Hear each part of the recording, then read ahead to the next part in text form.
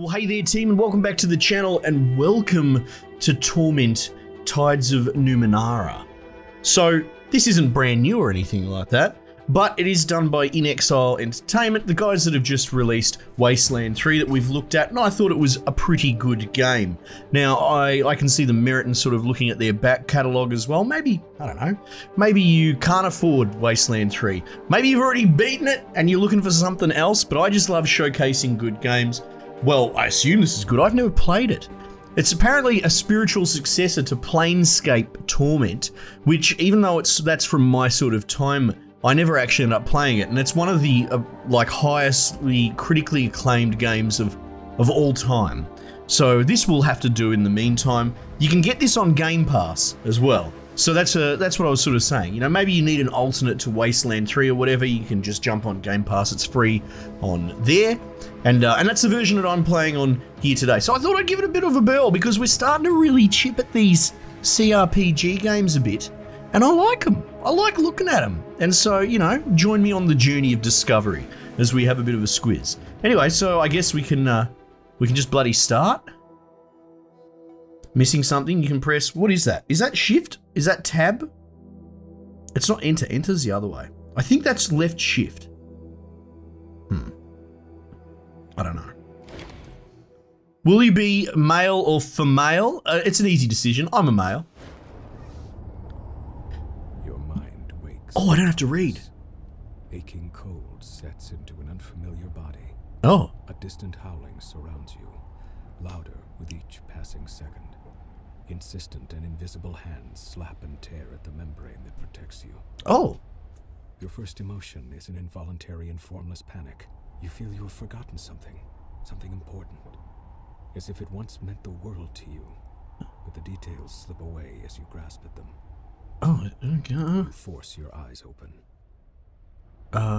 Look around. What's going on? A white-pink fleshy cocoon surrounds you. Oh. Even as you look, a minor rent in its side tears open, and the howling wind forces its way inside. I'm in a cocoon. I'm an Eggman. The cocoon rips away, gone before you can grab it, spinning you into a dizzying tumble. You are falling, the world many kilometers beneath you. What is this start? Of a curved horizon, and also the ground beneath you that is approaching deceptively quickly. Above you, a small moon is slowly collapsing in upon itself. A corona of acid green and black energy playing around its edges. Oh my goodness. Okay. The wind buffets you and burns your eyes, but you don't need to see the details of the faraway ground to know you're in serious trouble. Right, you yes. Survive a fall from this stratospheric height. A part of your frantic mind battles that technically probably fell from a thermospheric height. Oh, okay. To stay focused as the ground rushes toward you. That's not super relevant. Flatten out to catch the wind. Dive towards the ground, embrace it, baby, let's go. Your hands to your sides, and you slice through the air. Yes. The wind tears at your face and scalp, and your skin burns under the tremendous speed. Your vision blurs, and you are unable to judge how far you've fallen. Oh, baby, you know it. Faster, better, let's go. It itself into your mind. Terminal velocity. You have reached the limit of the speed the air will grant you, and now that you enter the lower reaches of the atmosphere, you can feel it thickening around you, and miraculously you are slowing from This audio is so soft. I need to... Slow is a relative term. You knife through the air, piercing its veils, and you have no time for the poetry of falling. Right. This realization drives itself home as you strike an unyielding surface. Yeah. Your skin explodes and your organs liquefy on impact. Holy Thought flashes shit. through your mind. Your life was utterly and completely meaningless. Well, that was a short game. Now what? Wait, what's this? Your sole legacy to the world is a small craft. Oh! Alright. Okay. I was like, maybe leaning into it was going to be the way out. Okay, maybe not. Alright, we're going to have to MacGyver out of the situation. Alright. Male. Let's try this again. Alright, cool. Continue. Yeah, I'm panicking. I get it. Look at this body. The body is... Wait, you are wearing a form-fitting suit of some dark material. Oh, nice. Recall that you were wearing something much more elaborate a short time ago. You have smooth, light brown skin, 5 fingers on each hand, 5 toes on each foot. Good muscles, strong but not bulky. and slim hips. Oh, wow, Your okay. palms are soft, Checking myself as if out. they have not done much labor, but scars and burns on the hands and wrists suggest that you haven't always been careful. Why can't you remember this? Okay, cool. Let's try not to explode. The cocoon that surrounds you shreds and tears away. You are falling. Above you, a small moon is slowly collapsing in on itself. The world is many kilometers below you. Look at the horizon. You are spinning too rapidly to get a good look. Oh. You can see a large landmass, a vast body of water directly below you, and scattered archipelagos. But the detail eludes you. A deep black night is above you, its nocturnal clarity disappearing as the haze of atmosphere envelops you. Lay flat to stabilize the fall. Let's go. Smoothly, a strange sensation. Since you realize this body is new to you, the spinning and tumbling stops. The wind still howls past your new ears, a vast roar that deadens a part of your infant mind. I have an infant mind. This is accurate. To your eyes, the tears torn away by the wind. Through the haze of moisture, it is difficult to see. But if you focus your attention, you may be able to make out the details of the world. Right, yeah, don't worry about this remembering shit. Focus and look at the world. You can focus on it. You see that the large mass is clearly a gargantuan megacontinent. The only land of any size on this side of the world, at least. Great inland seas and lakes dot its enormity, and curiously, regular mountain ranges march up and down across its surface. You are falling toward what looks to be a great bay. A great bay. A sprawling city perched on its shore just to the north. Okay. Further north and east lies a broad plain, scattered with curious structures visible even from this height. The northeastern part of your vision is a perfectly circular desert, a blue dot containing a watery city in its exact center. To the west lies a ring of mountains, surmounted by enormous carven peaks spewing magma into a central catch basin. What concerns you most right now is the ground. It's coming at you fast. Directly below you is a littered... Oh, aim for the water. Aim for the bushes. You angle your arms and cup your hands, but the wind batters you and you lose control of your fall and begin to tumble again. Oh no. You have no idea where you're aimed. A mass of colors surrounds you, and the sound of roaring wind diminishes noticeably, but it is not enough. And there is a sickening crack as you strike something. Oh. With a sudden surge of energy, and then darkness. Oh, did I explode again? I think I might have survived this time. Okay. We'll keep an eye on the sound mixing team, because it's that was, you know, I get that they're trying to make the wind really loud sort of thing, but what is going on with this world? Interact. What is this?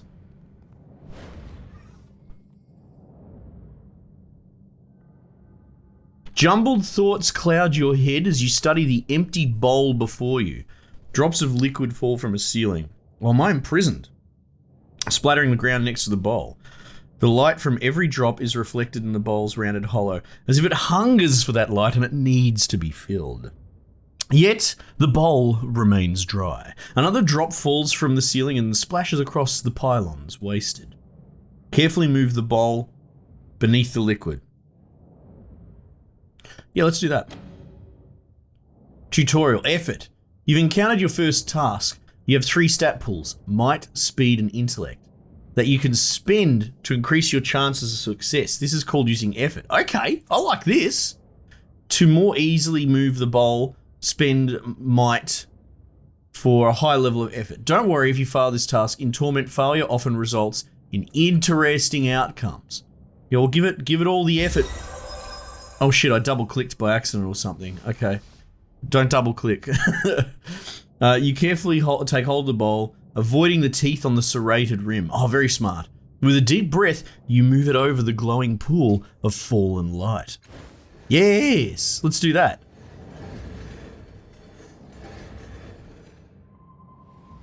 Oh, nice. Okay, I can see it now. Oh, wow. Drop by drop, the bowl fills, ripples spreading over the blurred outline of your reflection. The pale blue luminescence stretches into the corners of the room. A clear radiance spills across the segmented floors, washing away the nearest shadows and pouring into your mind, melting the ragged edges of your fragmented thoughts. You are not whole, not yet, but you have begun to heal from the damage done in your long fall. A voice calls out from somewhere high above, beyond the reaches of the spreading light. Hello? Are you still alive down there? We're up here. Build a path up to us and be careful. Oh, Jesus. Build a path, you say? Okay. Can zoom out a bit. Roger. Wait. I want the light. Give me that. Probably tastes really good. The rippling surface of the bowl shines with its own light. Overturn the bowl? No, we're just going to leave the bowl alone. Jesus. Alright, let's bloody... Having a hard time pathing there, big dog. Okay. What's going on here? As soon as you touch the orb, a memory floods your mind. You stand in front of a rusted door. The air is humid and dank. You've had a moment's respite from this waterlogged hell, a bubble of stale air, your resting point. You've breathed water before, and you've lived decades beneath the waves, but this body's an air breather, and the constant pressure has been crushing you ever so subtly. Worse, your companion's mind seems to be wandering from the task at hand. He's a genius with machines, as you well know, but now he seems distracted. Oh, okay, geez, we're all over the place. Okay. The device in his hands is covered in knobs, wires, and antennas. He believes it can get the two of you through the corroded door, but he's merely staring at it. Perhaps he's lost faith in his invention, but that is hardly your concern. This mission cannot be delayed, and it must proceed. Deceive him by telling him that you've heard sounds of pursuit. Threaten him until he returns to the task at hand. This is taking too long. Cast a spell, an esoteric, to fix the device yourself. No, we'll deceive him. Let's do that. Your words echo clearly, and he looks up, surprised, as you cut through his indecisive gaze. He grimaces and says, "All right, we'll be through the door before they catch up." His fingers make minute adjustments to the knobs and blinking levers of the device, and the stale air of your bubble freshens as the door swings open. A dark hallway lies beyond, a passage that links the water-bordered cells and the aquatic viewing areas. What you seek lies there. Oh, okay. Moments later, you're underwater again, your hands closing around a strange yet familiar artifact. You need it to complete something. It hovers above a pedestal, rotating in dark water. An electric current runs through your fingers as your hand crosses the vertical plane of the pedestal, and an iridescent field coalesces so fast that the waves of pressure daze you for a moment. The rising pulse of a sonar alarm ripples through the water. The guards won't be far behind. Run, you can come back for it, they won't be able to protect it forever. Disable the sonar pulse. Use a device to stop them, one of the ciphers in your belt. Yeah, let's do that. You run urgent fingers over the device fastened to your waist, a fog rising in your mind. A few can be used against the guards, but will also turn your skin to synth steel, or the surrounding water to boiling wax. Hardly ideal. Finally, you find a small silver sphere. Setting the sphere in place, you kick desperately for the safety of a nearby alcove. The sphere whirls and unfolds into a spiraling vortex. The sphere at its center speaks a few polite words in an ancient language, then begins draining the surrounding water into itself with alarming speed. The approaching guards shout, then scream as they too are sucked into the whirlpool and ripped to pieces. You allow yourself a fleeting smile, but are all too aware that more alarms are going off in the distance. This is wild! What is going on? The memory begins to fade, as if you were being drawn backward through a tunnel, and you hear more pylons rising from the pit. Something is wrong. The events within the orb have settled into that gap in your mind, but the edges of it are rough, as though the memory itself is not truly yours. There's something else, a gust of sour air pulling at you, like a predator inhaling the scent of its prey at the far end of a dark, whispering field. This is pretty cool writing.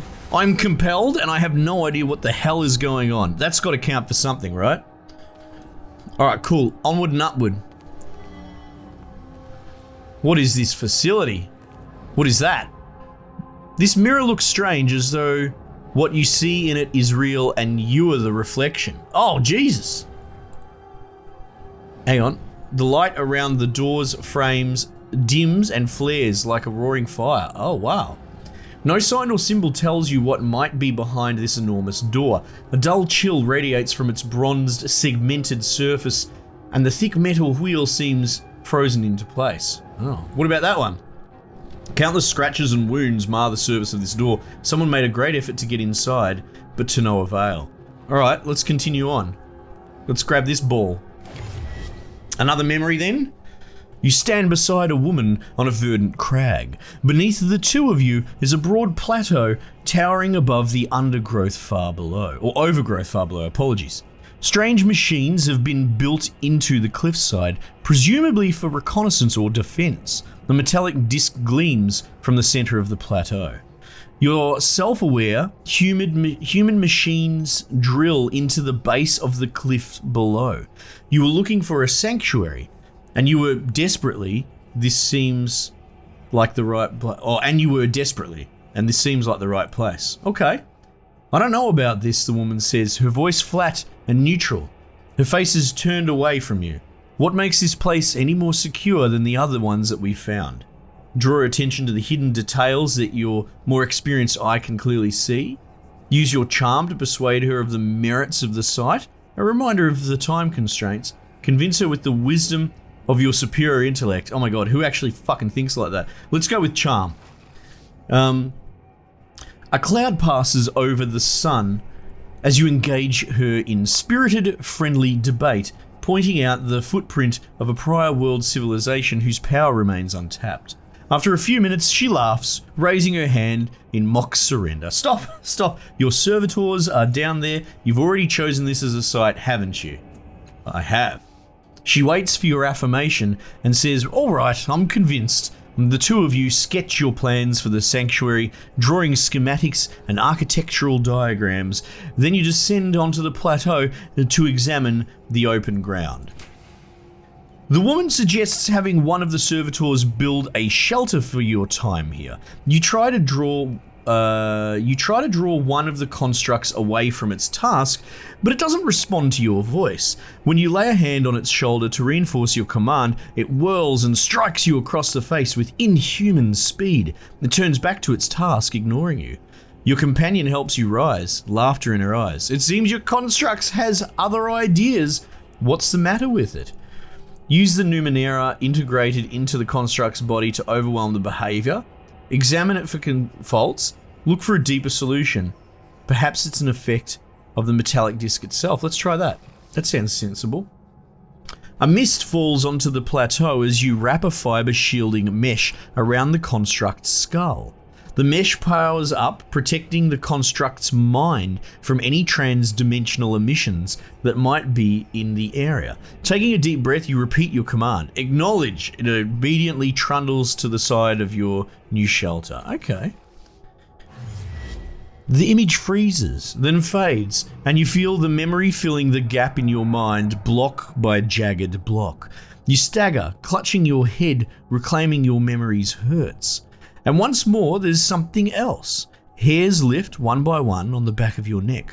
Something beyond this room can sense what you are doing, and is hunting you. This is wild.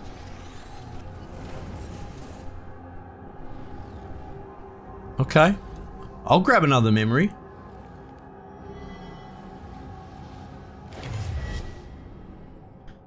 A vision of a city springs up around you, your city in flames and under attack. Her defenses have fought and died all day, or her defenders have fought and died all day, and still the attackers keep coming. They fight as if your destruction were demanded of them. They care nothing for mercy, surrender, or plunder. What they want is blood. But you have brought a keen-eyed companion to the top of the tower. She has seen the way to stop the invaders. You need to get her to safety, and you need to rally your defenders. But even as you turn toward the door of the tower, two of the attackers descend from a hovering machine. You don't have time to strike at them before they land. One is brutishly large, his weapon a vibrating axe. The other is slim, sheathed in glassy armor, and holding a hilt with a sizzling invisible blade. Oh, it's like a bloody lightsaber, right? Your companion backs away. She's too young to help. Your enemies advance single file, confined by the parapet. Trade blows with the giant. You can handle it for at least a strike or two. Duck under the giant's swing and attack before he can fight defensively and figure out who presents the greater threat. Oh, let's trade blows with the giant. The giant's first 2 attacks are blurs. You block the first strike, but the second forces you to your knees. Though you're dazed and your vision is hazy, your armor holds and you keep your wits about you. Enough that when he raises the great axe above his head to finish you, you're able to bury your blade under his breastplate. The blade emerges from the back of his neck and his life's blood washes over your hands. He falls, taking your weapon with him, and his companion attacks. Her invisible blade is far more lethal than the giant's axe. You duck as she thrusts at you, and the wall behind you hisses, destroyed. Her returning swing cuts through your armor, ruining your breastplate. She doesn't have to be skilled with the weapon like this, she just has to make contact. You time your attack just as she pulls it back for another strike. You barrel into her, driving her over the wall, and she drops screaming to the ground 50 meters below. Incompetent fools. The immediate threat ended. Your focus on finding a way back to your allies. You focus, yep. You open the tower door and rush down the stairs. The door at the base of the stairs is slightly cracked, opening just a bit into the hall, and you hear more of the enemy soldiers below. Hurl yourself against the door and knock them to the ground. Crack the door open to sneak past. Charge through them, counting on your defenses to protect you. Hurl yourself! There we go. You charge through the dim shadows, dropping your shoulder into the door at the last minute. It bursts open. Halfway through its arc, it crashes into the pair of enemy soldiers, scattering them. You race through the door, blade in hand, and you dispatch your stunned foes before they have a chance to move. Their blood begins to pool in the hallway. The memory begins to fade, and you find yourself back in your own body. Your temples throb with the racing force of your heartbeat, and the reclaimed memories blaze within you, like a bonfire on a mountain peak, visible to every predator for kilometers around. A tremor rocks the floor beneath you as though a massive fist has struck the room itself. Swaying on your feet, you see frantic movement within the borders of a mirror at the edge of the room. Right. Well, it's very text heavy, but I have time for it because this is probably the best writing I've encountered in a while, for sure. I'm digging this. All right, let's look at the mirror. The border of this mirror is lavishly decorated with a dizzying number of interlocked symbols, daggers, masks, paintbrushes, amulets, and more. But there's nothing compared to what you see in the glass. You see a vast crowd of people, exact doppelgangers of you, shoving, arguing with, and fighting each other. Most are drab imitations of you, but a precious few are vivid and pull at your attention. Each of them bears an intricate, pentagonal tattoo on their head. In their eyes, their actions, you see the memories you discovered within the orbs and the choices you made, shining like distant stars. Your hand twitches at your side, and though some of the bright doppelgangers ignore you, an even smaller number immediately turn to you, waiting for you to choose them and learn what you might become. A rumble shakes the room and a slow vibration spreads from the darkness below, rippling toward the ceiling.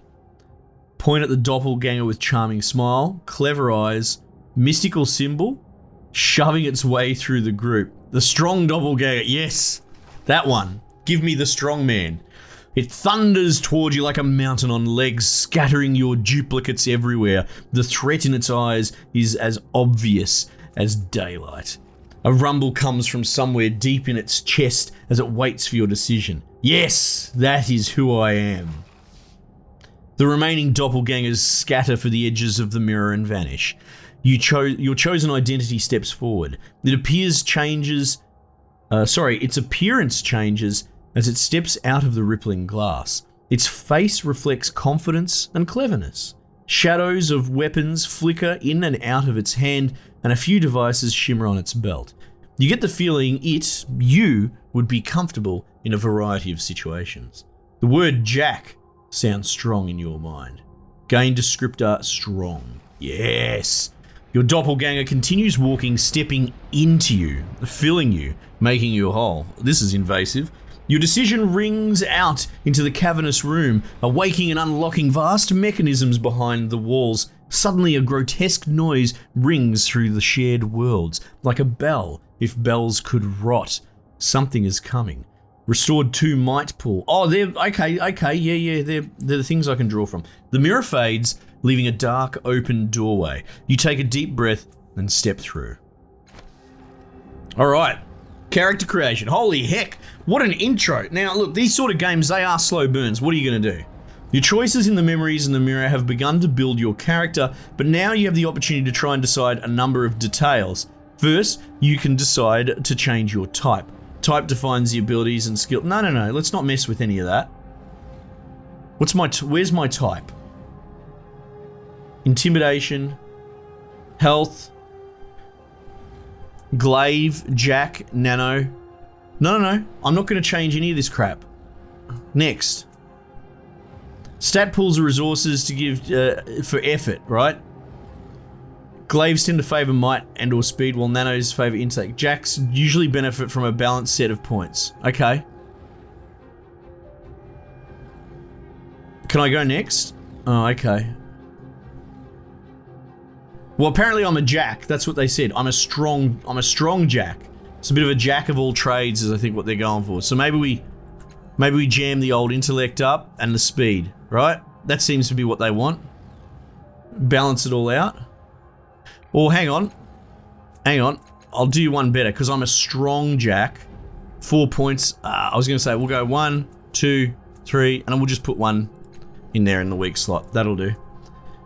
Because I'm not just a normal jack. I'm a strong jack. So let's favor strength. Abilities unlocked by your type can be active actions such as attacks or spell like. I don't know what any of this shit is. 2 points remaining. I need to pick. What is this? Oh, wow. Hedge magic? What is that? Automatically succeed on the next... No. Infuse weapon. Choose a damage type and then make a weapon attack. Deal weapon damage of the chosen type. Oh, wow. That's cool. Oh, wait. Hang on. These are intellect based. We don't necessarily want them. Trained without armor. Sucker punch. No, I'm not doing any sucker punches. Practiced in armor.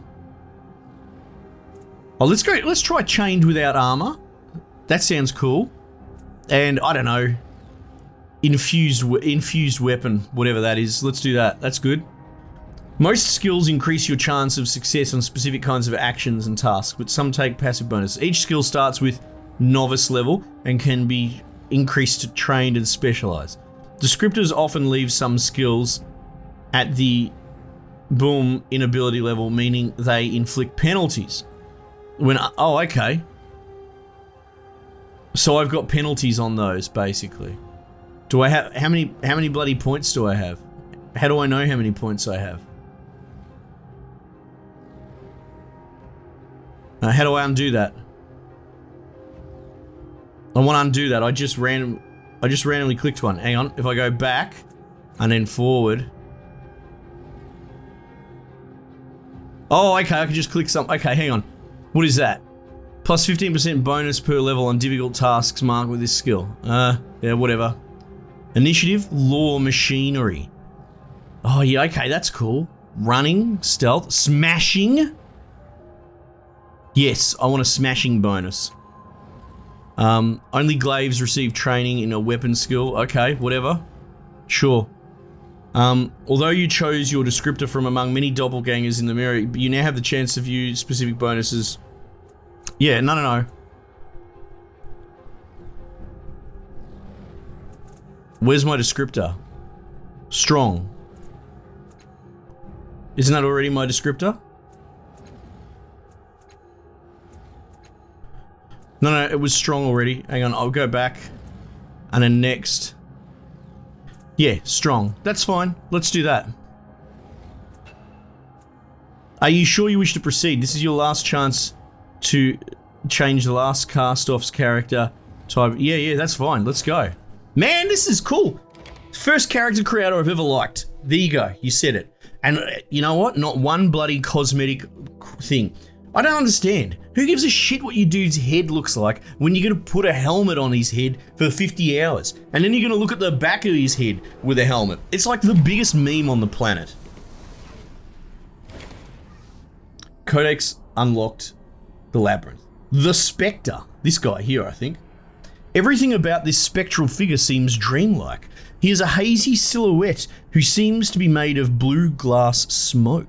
He wears stylish, well-cut clothes. His handsome, bearded face seems hauntingly familiar, though you've never seen him before. He breathes a sigh of relief when he sees you. We weren't sure that would work. We pulled our strength and channeled it through me to reach you, to wake you up.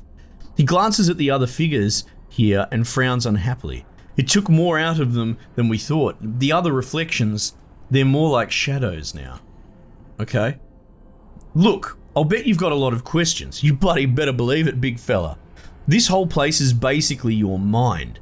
Your body's still out there in the real world, healing from that fall. You need to get out there and finish the process. It shouldn't be too hard, he shrugs. Oh my god, what is going on?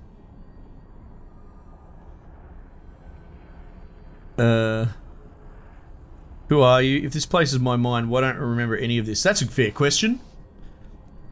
It's your mind. A construction built to, I don't know, share thoughts, store your true self. Wait, you know how people say in the first place, this is definitely the first place of your memory.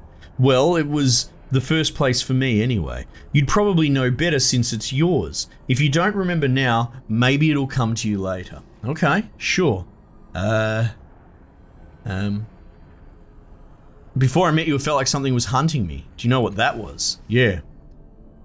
He closes his eyes. That's a memory I don't want to recall. Large, black, furious. It's our death.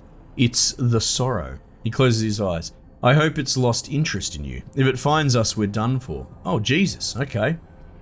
You said something about finishing the process. What is that? After you wake up from this dream state and attune to the tides, you'll need to find something called a resonance chamber. Your body should have landed somewhere near it. Just climb inside that and everything will be fine. Oh, okay. What do you mean attune to the tides? Tides are like a force, like gravity or magnetism or something, except they respond to people's actions and perceptions. Your body, that is your body in the real world, needs the tides to survive. It's not something you need to worry about. Your body will attune to it as it wakes up.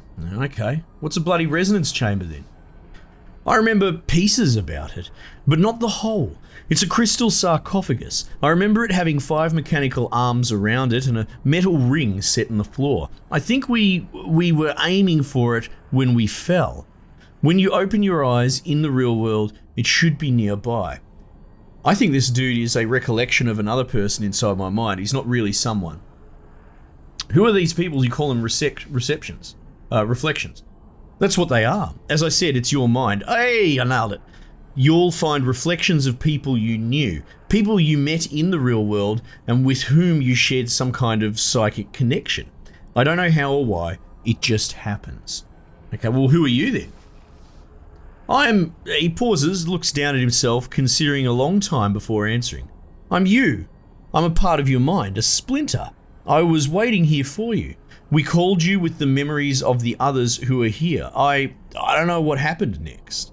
Jesus. Tell me this place again. Can you tell me who you are again? How do you know all this?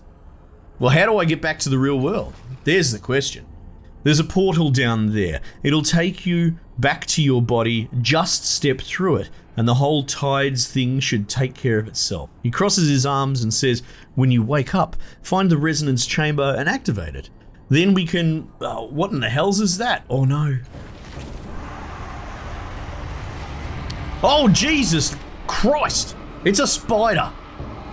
Gods, it's the sorrow!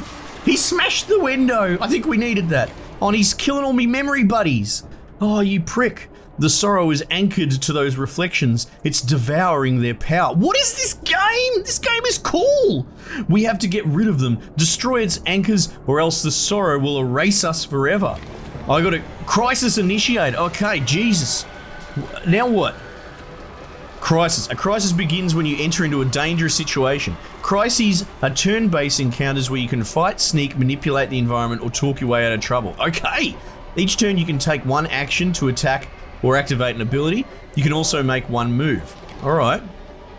That reflection near you. Kill it, you'll loosen the sorrow's anchor. Okay. Oh. This poor guy. All he was doing was trying to help me. Use to click on an enemy or move to a position. Try clicking on the highlighted character now. Alright. Attack.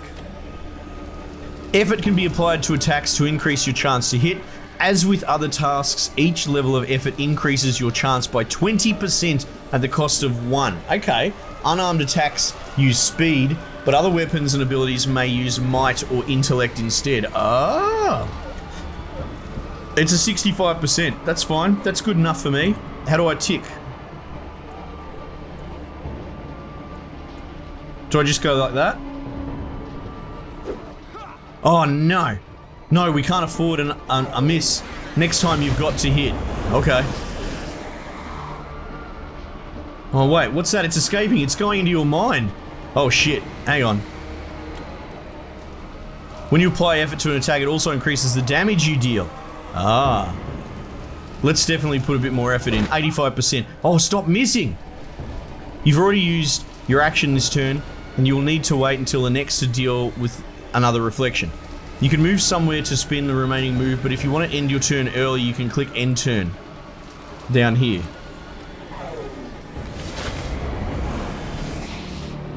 Stop putting things in me brain! We can't afford to miss.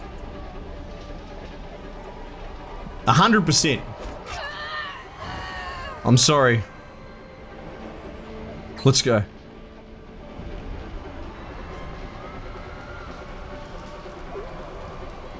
End. Stop putting things in me brain! Now run, get to the next one. I'm working on it, I'm working on it.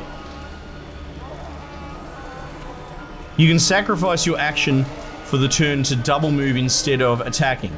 The movement preview line, okay. I'm not that worried though, because I want to attack. Big efforts.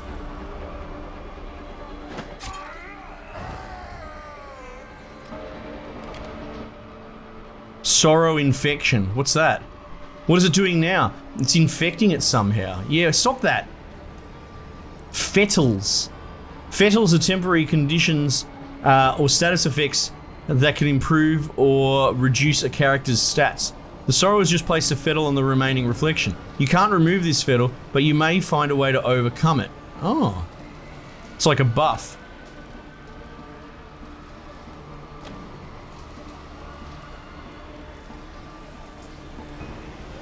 Big effort. Biggest that I can do. Oh, hang on, what happened there? Armor. The armor stat reduces physical damage. I'm totally out of effort, bugger. The fettle the sorrow placed on the character's boosted its armor by 10, meaning it will absorb 10 points of damage from each attack. This reflection's armor is now too high for you to overcome with your unarmed attack, right? Skitst. The reflection is protected somehow. You need to find a way to hit it even harder, right? Teach me. Stop putting bloody bad thoughts in my mind. Look at these little dudes. I'm gonna have to deal with them at some point. Grab the piece of mirror glass. It might have enough residual energy to kill the reflection. Oh, that's a good idea. Pick up loot. Click. Got it. Take all. To activate an item, left click on the item's icon above your portrait. Okay.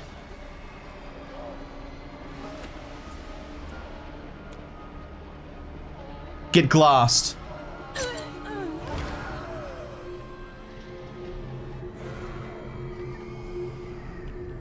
Nice. You pried it loose. That thing is a cancer, an infection. It's unstoppable, but you stopped it.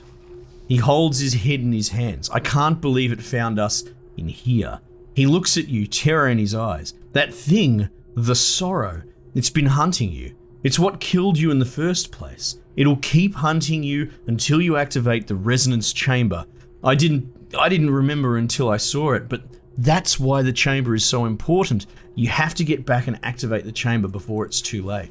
The portal to your body is that shimmering dome there. Go. Now. Oh man. Can I move? Okay, cool. Can I save is the question. I can save, which is wonderful. Bit of a longer episode there, team, but it had a very text narrative start, and I sort of wanted to get a touch of whatever the combat system is. I find this to be fascinating. What a wonderful game. I really, really like this as well. I need to look at more of this In Exile Company's stuff, because like I said, they've done this and they've done Wasteland, and I'm taken with both of them. And you know, I love to just show you guys stuff that maybe you didn't know about. So hopefully I'll put this on your radar as well. I like getting the comments from people telling me off for damaging their wallet because they have to keep buying games I keep showing them. That's a victory in my book. Anyway, this thing's a banger. If you want to see more of it played on the channel, I have no problem with that. Just let me know. Otherwise, we might just leave it there for the time being, and I will catch you guys on the next one.